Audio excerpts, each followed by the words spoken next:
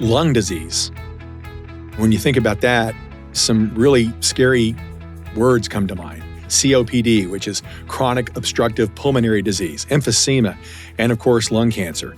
These are conditions that affect millions of people, often quietly at first, and then all at once, changing how someone breathes, moves, and lives their daily lives. Hello, everyone. Welcome to Health on Point, presented by Willis Knighton Health. I'm Daryl Rabouche. Our guests are Dr. Kamal Masri and Dr. Ahmed Virani, who are pulmonary specialists, critical care specialists, lung doctors who take care of really sick people. Doctors, thank you for joining us today. Thank you, Daryl. Thank you for having us. You know, when you see that X-ray or that CT scan and it's got something that doesn't look normal on your lung, that is scary. So that's where we begin. Let's talk about lung nodules. Dr. Virani, what are they? And they're not all the same, are they? You're right. Lung nodules are a wide variety of things. Typically, it always starts as someone says you have a spot on your lungs. A lot of times it's found incidentally. A lot of times it's found because you were getting imaging for something else. The question then becomes, what is this lung nodule that's in your lungs? Now, remember, we breathe the outside air every second. So things really go in, and sometimes you inhale some stuff and it closes off and it becomes something less compromising. Sometimes it's something that's more malignant in nature if you have risk factors like smoking. Our job as pulmonologists to really use patients' risk factors to try to figure out what the statistical probability is of these nodules being benign versus malignant. And oftentimes it requires us doing tissue sampling via some very cool and exciting technologies that we have now. But it always starts off as trying to answer the question, what is this in the lung? Dr. Masri, it feels like historically anyway, it's been difficult sometimes to try to figure out that puzzle, especially stuff deep inside the lungs, as Dr. Virani said. Why has it been so difficult historically? So usually nodules are small when they're found. So they range anywhere between, a couple millimeters, and they can go up. Once they reach the size of about 2-3 centimeters, we call them masses, and those are easily diagnosed or biopsied. But the small ones, especially when they're like 2 to 4 to 6 millimeters, remember that needle, when it goes through the skin to get a sample, it's so small that it's really hard to sample it from the outside. However, over the last, I would say about 15 years, the advances in technology has got us to a place where we can navigate from the inside and get so close to that nodule that we can collect pieces easier. And that's what we call a robotic bronchoscopy. Thank you, Dr. Masri. Robotic bronchoscopy. Sounds scary. It's a big word. It says robot, but really, Dr. Virani, that is anything but scary. This is a major advance, and it really helps patients. Can you explain how, please? Sure, yeah. As Dr. Masri said, traditionally the way these biopsies were done is you put a needle from the outside. Our interventional radiologists, who do a fantastic job of these procedures, use CT scans, and they try to get to areas. Now, the bigger ones are obviously easier to get to, the smaller ones not so much. So now we use robotic platforms, and we get special kinds of CT scans that are very thin cuts, and we upload them into these softwares, and they use, their artificial intelligence to build us a roadmap. Remember, when you get inside the lungs, think of it like highways that have multiple exits, and as you exit more, the exits get smaller and smaller. These robotic bronchoscopies come with very, very millimetric size devices and build us a roadmap to get to the nodule in question. It's important because the smaller the nodule is, one, the harder it is to biopsy, but also that means whatever is going on, it's early.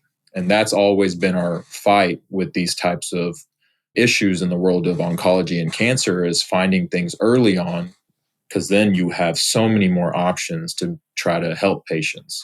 So we've found that these newer technologies are allowing us to do that earlier, which give patients better outcomes. You mentioned artificial intelligence. I mean, how is that augmenting, helping what you guys do? And should people be wary of it, or is it very reliable? In my opinion, I think so far, all the stuff we've used, it's helped us. We are still the ones making the decisions. We're the ones that are still guiding the robot per se, but the technology has gotten so advanced now that the artificial intelligence side of things just helps us do it in a more in a safer and a more reliable manner. Wouldn't you agree, Dr. Masri? I totally agree that AI and advancing technology is sort of a set of eyes, kind of like dermatology, don't need all that advanced technology because it's sitting right at the skin. However, when it comes to lungs, we can't look inside. So AI has given us those set of eyes that will navigate all the way inside the lungs while we're looking at a screen to see that nodule. It's been so helpful to diagnose early and save a lot of lives. You guys very often, I'm assuming, strongly assuming, have to have a conversation with patients and families about, all right, we have to look at this nodule we've indicated that's been indicated by imaging. At what point do patients and families become concerned that this is cancer? And at what point are they appropriately concerned? Initially, the screening CT scan is going to tell you there is a nodule on your lungs, which common terms, like Dr. Virani said, it's a spot on your lungs, right? When they come to talk to us, we tell them it could be anything. Infection, inflammation. We ask them what they do for a living. Maybe they were exposed to something and accumulated in their lungs. At that point, there is no talk about cancer. We're talking about, we don't know what it is, but based on their risk factors, we need to sample it. Once we sample it, we'll bring them back for a different discussion. This is what we found. And if it is cancer, we'll talk about where it is. We could order some more testing, a PET scan to see how we can stage it and get them to the right place here at Willis Knighton. Lifestyle and risk factors drive that for you. But Dr. Virani, sometimes, and this is often a good thing, you tell patients, okay, it's there, but we're just going to watch it for a while. And that could be a good long while sometimes, correct? Correct. We do use, as Dr. Masri said, everything's a probability. We base things off of pretest probabilities. Now, of course, not everyone that smokes gets cancer, and likewise, not everyone that has cancer smoked. People do get them either way. So we start off initially with looking at the sizes, and there's guidelines and protocols. They classify nodules into what they feel is the risk factor. For instance, if something is more in the upper lobe, it has irregular margins, that may be a little higher risk than something lower with more concrete margins that could go away from it being something more suspicious. And then the size is always important too. Something that may be 6 millimeters may not be as worrisome right now as something that's 2 or 3 centimeters, as Dr. Masri was saying. So a lot of times you're right. The treatment of choice is to just survey it and see what happens over the next 6 months or a year. And if it's changing characteristics, we do then pursue biopsy. And we're very vigilant about these, because our goal is always to find things early. And a lot of times, remember, everything that we found that was a centimeter at one point was probably 5 millimeters. And at one point, it was probably 2 millimeters. It had to start somewhere. We're pretty vigilant in making sure we don't lose track of these nodules here. Dr. Masri, how accurate do you think these new diagnostic tools are? We've talked about robotic bronchoscopy and the really cool things you can do. And Dr. Virani's talked a lot about getting there early and how helpful that is. You get there early, though. Is it accurate? Is it as accurate as it would be at some other stage in the diagnosis process?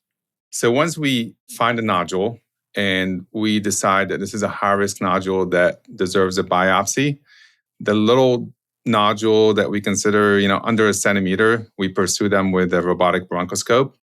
And here locally, our diagnostic yield to tell the patient exactly what it is has been high 90%. Do you agree, Dr. Virani? Yep, absolutely. Probably in the 93 to 95% range. Yeah. So once we give them an answer, we're looking at in the high 90s, this is what this lesion is. And that's very comforting for the patient. And I want to emphasize something that Dr. Virani said earlier. You're looking, and you didn't use this phrase, but often you're ruling out malignancy or cancer. Sometimes you get in there and you find out it's not cancer at all. And sometimes you find out that's really good news. So there is reason for hope for patients and families. And also, Dr. Virani, would you agree that there's reason for hope that finding something early, if it is the bad news, still has a very positive impact in that because you found it early, your outcome might be delayed or different. Of course, whether it's a malignant process or non-malignant process, having an answer always eases the mind. If it ends up being a malignant process, and if it's something that's half a centimeter, your options of cure and curative intent go up immensely versus something that's found that's spread to other parts of the body. And likewise, if it's something that's not malignant, if it's some type of infection, then we can treat that too. Or if it's something benign, then we know with reasonable certainty that this was already addressed, and you can wash this out on a non-invasive basis. You guys are pulmonology and critical care. What's your typical doctor-patient experience like? Do patients come directly to you, to your clinics? Do you see people particularly in the hospital setting, both, a combination? And how long typically is your relationship with the patient? Let's go with Dr. Masri first on that. Yeah, we see patient in all aspects. They get referred to us from primary care. Most of the patients that have had a history of smoking or they're coming to their primary care doctor with a complaint of shortness of breath, they end up in our clinic at some point. If the primary care doctor has done their due diligence, ordered some basic workup, was not able to find the answer, they end up in our clinic. Time from referral to being seen in our clinic, you're looking at weeks, not months. And once we get them into our clinic, the workup goes a lot faster than weeks. So you're looking at days before they get their pulmonary function test, imaging. We can put the picture together and start them on some sort of therapy. Dr. Virani, at some point, some patients do the transition from a clinic patient to a hospital patient. How does that, is there a typical way that transition happens, or is every patient different? Yeah, no, every patient's, of course, different. We're in a unique professional setting as pulmonary critical care specialists that we kind of do work in the clinic. We do work in the hospital. We're in the ICU arena. We're in the inpatient arena. We're in the clinic arena. We're in the operating room arena. So we see patients in a lot of different arenas. A lot of times we find things incidentally and we follow them up outside of the hospital, and vice versa. A lot of our patients, or some of our patients, we don't like for them to end up in the hospital, do end up in the hospital, and we're able to help them there too with whatever their decompensation is. And we do feel privileged to be able to have that expertise and that experience to be able to take care of patients in multiple environments and be able to transition seamlessly between the multiple. And when you implement or deploy these diagnostic tools, specifically, I guess, the robotic bronchoscopy, explain to people where that is done. You mentioned all the settings. That's done in an operating room? Is that done in a hospital room? Is that done in the clinic? How does that look? Correct. For us, it's done in an operating room. A lot of other centers have a dedicated bronchoscopy suite, which functions similar to an operating room. It's a clean room where we do clean procedures, and patients are typically put to sleep under general anesthesia. So it allows us to do it in a setting where they are not moving, because we have to be so accurate in these millimeter things that we have to be able to control all the movements. So of course, yes, we do it for us, it's in the operating room. And then the patient expectation for turnaround time, you perform this procedure, you go in there and you do the bronchoscopy, you're trying to get a diagnosis, you're trying to decide whether it's malignant or not. How quickly do people typically hear back? Right now, about 3 to 5 business days is our turnaround time from our pathologists, who do a fantastic job of giving us an answer to. So would you say, Dr. Masri, about 3 to 5 business days? Yeah, I mean, we'll give them an idea if we got a good sample, right, the same day. Usually, but on the third day, we have a final diagnosis for them. This is Health on Point, presented by Willis Knighton Health. Our guests are Dr. Ahmed Virani, Dr. Kamal Masri, pulmonology critical care specialists. We've been talking, doctors, a lot about lung nodules and lung cancer, but you treat and see a lot of different kinds of patients. You see COPD, you see emphysema. What is the most prevalent disease path you see? I'm assuming you see a lot of COPD, Dr. Masri. Yeah, COPD is common, especially among patients with history of smoking. Smoking over the years has declined, but we still see a lot of COPD patients. There's a very small population that does have the disease that are genetically predisposed, but I would say high 90% of the population is a smoking patient. You're absolutely right. We see a lot of COPD in our clinics. Smoking is prevalent in the state of Louisiana and Shreveport.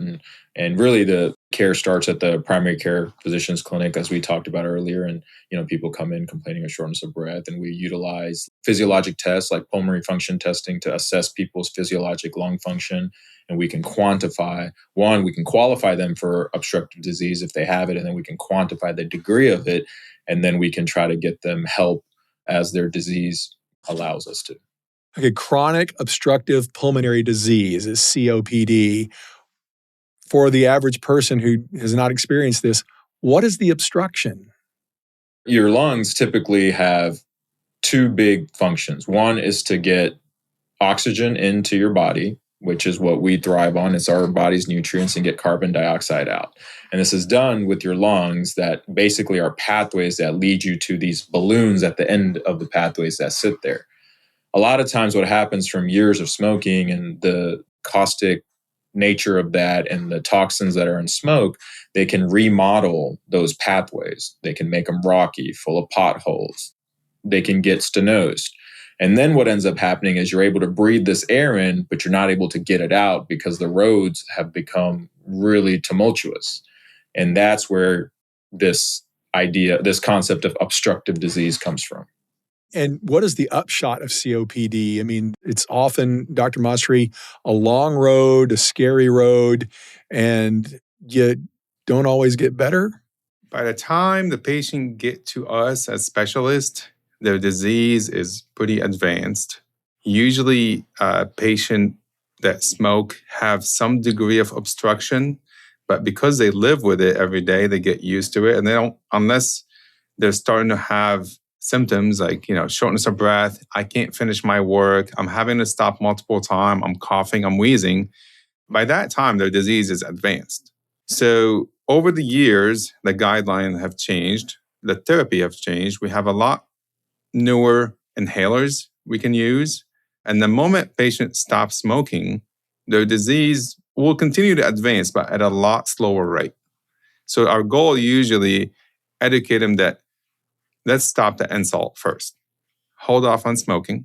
Once they stop smoking, those inhalers, and even there's newer advances in the technology where we have injectable medication that will stop the inflammation that the smoking is causing, they can live a normal life as long as they understand their disease, comply with their medication, and stop the smoking. All right. And Dr. Virani, we've talked a lot about diagnosis. Let's transition to treatment. Dr. Masri talked about some treatment for COPD. So let's say the bad news comes and it is lung cancer. So what's next? If it's lung cancer, then of course our role as pulmonologists, one is to give them a diagnosis and then give them a staging. And, we use special techniques to do that. Once we have that, we have a multidisciplinary team here that we all work really closely together. That includes our medical oncologist, our radiation oncologist, our surgeons, and we all come together and we refer patients to each other. And then a decision's made, like what stage of cancer are they at and what's the appropriate treatment based off that stage. And that can vary from surgery, which if it's found early enough and you're a surgical candidate, you can get this surgically removed, and that's curative intent, to a combination of surgery, chemotherapy, they have immune therapy, or if you're not a candidate for those things, radiation therapy. It's definitely a big breadth of, what we're able to do from the side of lung cancer. Now, from the side of actual COPD, which is where we still stay involved, is usually these people who have been diagnosed with lung cancer also have chronic obstructive disease, and we'd like to improve their quality of life. So like Dr. Mazur said, the best thing is to stop smoking. Getting rid of the insult is always advised. And then we have inhalers. Now we have newer biologic therapies, as we call them, that used to be used in the world of asthma and is now transitioning over the world of COPD that people have found great relief from as well. And furthermore, we also can help manage side effects of any of these chemotherapies, immune therapies, which can have adverse effects in the lungs. That's kind of like how the transition of all this flows.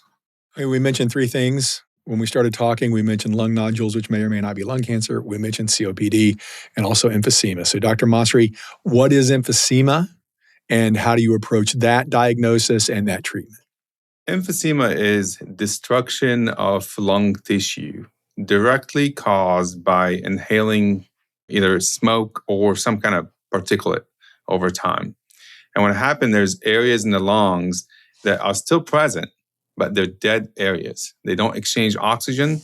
So these patients, we see it all the time where they have a barrel-looking chest and their lung volume is very large. And that's what emphysema is. You have a lot of lung volume, but it is all dead space. It's not useful for exchanging oxygen or getting rid of CO2. What other tools do you use aside from, the robotic bronchoscopy and the other tools that you have? Are there blood tests, biomarkers, Dr. Virani? Are there things that enhance or complement the diagnostic process? Certainly there are. There's blood tests now, there's blood markers for tumors. A lot of these even get used after diagnosis to see if this particular tumor is expressing certain things that can be targeted. 20 years ago, it was a one size fits all. Now medicine has become very personalized and you can guide therapy based off of people's markers. Even before that, there's now newer blood tests that are coming out that are still being studied. They're still being validated, but you can get blood tests that can be signs of early cancer that you can't see on radiographic. Remember, in order for you to see it on a CT scan, it has to be big enough for you to see it. But things can initially start at a microscopic level. And they're working pretty diligently to research that side of this type of evaluation. Dr. Masri, looking down the road, what are you excited about in terms of early detection, maybe disease reduction, the kind of things that are just in the pipeline that get you excited about what you do for helping patients? Early detection is so important that the lifespan, if you look at lifespan of somebody diagnosed with lung cancer 20 years ago, you're looking at 2 to 3 years. And the moment patient were informed about you have lung cancer, it was kind of devastating. They know they're going to die in 1-2 years. But now with the advance in technology and early detection, anything below stage 3 is surgical. When we're looking at surgical, we're looking at curative intent. That means their survival for 5 years is over 80%. Especially with these small lung nodule, if it is a stage 1, it's curative. And, we're seeing patients, I've been in practice for 11 years and seen patients that were diagnosed with lung cancer 11 years ago. They got surgery, were followed for about 5 years and no cancer. That is very encouraging. Dr. Virani, we talked, heart patients go to cardiac rehab. Is there pulmonary rehab? And, how often is that employed? And is that certainly something worth pursuing? Oh, yes, absolutely. We have a great pulmonary rehab center here at the Willis Knighton system. A lot of my patients get referred to there. It really does a lot of good for patients, not just from the physiologic level, but also from a mental level. Oftentimes, and if I would put myself in their shoes, there's a sense of anxiety, right? When you feel breathlessness, that can create anxiety and it limits you from wanting to do more because you feel scared. And that's a totally understandable emotion. Now, pulmonary rehab does a great job of monitoring you, pushing you under a controlled environment with respiratory therapists and nurses, and they check your heart rate and they check your O2 sat and they teach you breathing exercises in it. And not only that, then you meet people there that also may be going through something similar as you, and you get a support group. So pulmonary rehab is absolutely an essential part of our treatment plans. People tend to do their own research these days, Dr. Masri, and a lot of that research yields some unacceptable results. So what is the biggest piece of information, 2 or 3 pieces of information that you find yourself having to battle when the patients come in with preconceived notions about what's going on with them? The first one is we do get a lot of referral for spot on your lung or nodule, and the patient will come in freaking out. Usually before their appointment, they're calling the office and saying, hey, I have lung cancer. I can't wait 2 weeks. So I'll tell them that not all spots on your lungs are lung cancer. So be patient. We'll get you in as soon as possible. And hopefully we don't find cancer. The second thing is delayed referral to a specialist has been a problem. Patient will see their primary doctor and they're having this cough and they've constantly been diagnosed with like repeated episodes of pneumonia. And the truth is just their COPD is not under control. So I tell them, you don't have multiple pneumonias. You just need to be seen by a specialist, get you on the right medicine. And once your COPD is under control, you do just fine. 3 is don't be scared of wearing oxygen. A lot of patients feel like, oh, if I wear oxygen, I can't go places, I can't fly. It's not true. You can go anywhere you want. You can fly. It's just wearing it will prolong your life. So those are the 3 things that I like to leave my patient with. All right, Dr. Virani, what's the early warning sign that people should just be on the lookout for that says, I need to talk to my doctor about this? It's hard. Early stage stuff is very hard. Most of the time, if you're talking about COPD, you might find yourself more breathless. You may find you're able to do less activity, like you used to be able to walk 2 blocks without getting winded. Now you can just walk a little bit less and you're still smoking. A chronic cough can always be, concerning. If you have a chronic cough and you're a smoker, you should always say that to a healthcare professional. A lot of times cancer can also cause cough early on, but so can COPD. It's easy, to go on Dr. Google and try to search that, and the first hit you get is this could be cancer, but that's something that patients we advise to stay away from. Instead, just talk to their healthcare professionals. And then this then ties back into lung cancer screening is very important. I wanted to emphasize that on this, that, as soon as you qualify for lung cancer screening, you should be getting enrolled in lung cancer screening, especially if you've got the risk factors, because that's now, it used to be we relied a lot on symptoms, which we still do.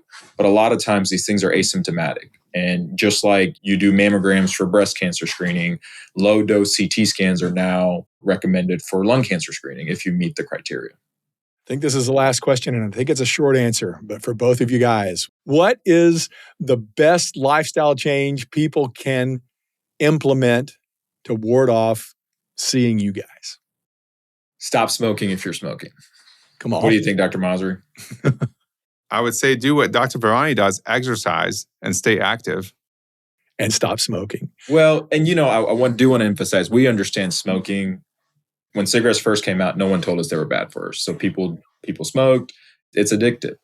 You don't have to do it alone. We have a lot of tools that we can provide. We can help from medications to group therapy. We can do it in a graduated step. But if a patient wants the help, we're 100% willing to give it to them. And Willis Knighton Health has a smoking cessation program that you can Absolutely. enroll in. And it's very effective and it's very well done, very well organized, and it has a long, successful track record. So thank you guys so much. I'm Ed Virani. Kamal Masri for your time today and your expertise as always. It's always a pleasure to see you guys. And thank you for joining us for Health on Point, presented by Willis Knighton Health.